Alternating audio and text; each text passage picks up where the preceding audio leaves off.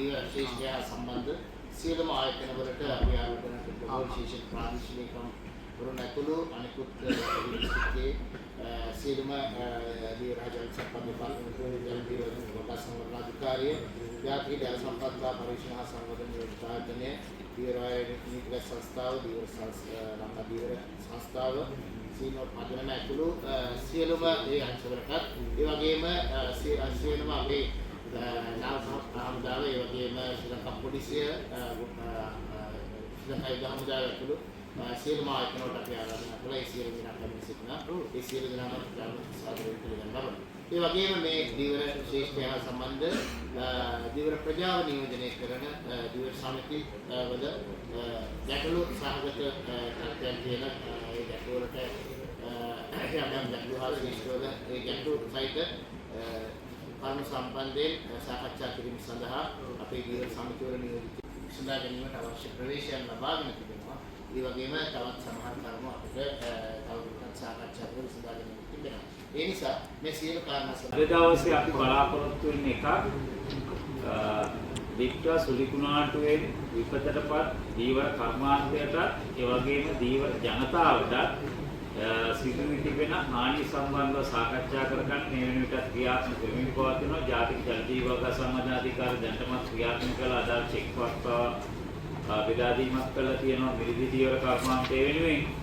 ඊට අමතරව අනිත් හානිත්‍ය සම්බන්ධ විමසා බැලීම තත්ත්වය සම්බන්ධව හොයා බැලීමත් ඒ වගේම 2026 වර්ෂයට අදාළව අපේ අමාත්‍යාංශයේ තියෙන දීවර දෙපාර්තමේන්තුව ලංකා දීව සංස්ථාව දීවරාය නීතිගත සංස්ථාව ඒ වගේම ජල ජීව අගසංවර්ධන අධිකාරිය නාරා ආයතනය සීනෝ ආයතනය ඇතුළු මේ ආයතන නෝත්සි ආයතනය ඇතුළු අපේ ආයතන වලින් මේ අදාළ කටයුත්ත කරගන්න කියලා මේ සාකච්ඡා කරන්න ඊළඟට අපි දැන් ඒකාබද්ධව යන්නේ දීවර ජලජ සාගර සම්පත් අමාත්‍යාංශය පළාත් දීවර අමාත්‍යාංශය. ඒ නිසා නැගින පළාත් දීවර අමාත්‍යාංශය අපේ අමාත්‍යාංශය රේඛ්‍ය අමාත්‍යාංශයට තියෙන අන්තර් සම්බන්ධයක් මත මේ කටයුතු කරන නිසා සියලුම කටයුතු මින් ඉදිරියට වෙන්නේ අමාත්‍යාංශ දෙකේ ඒකාබද්ධතාවයෙන් යනවා.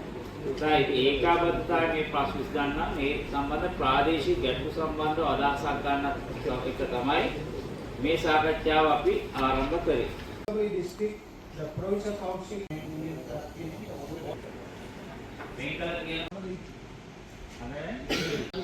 that is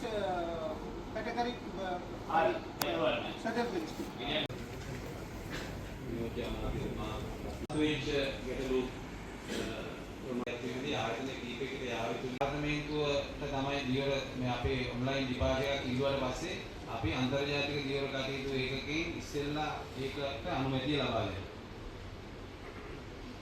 ඔබතුමාගේ පැත්තෙන් පැහැදිලි කරා මේක දෙපාර්තමේන්තුවේ කටයුතු කරගන්න පුළුවන් මේකේ කෝස්ට් ගාඩ් එකයි මේකයි නේද?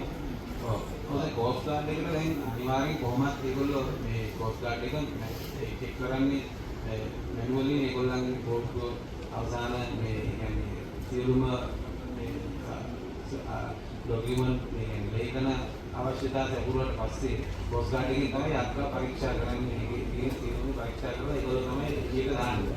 ඉතින් ඒකට කොහොමද යන්න වෙනවා. ඒ කියන්නේ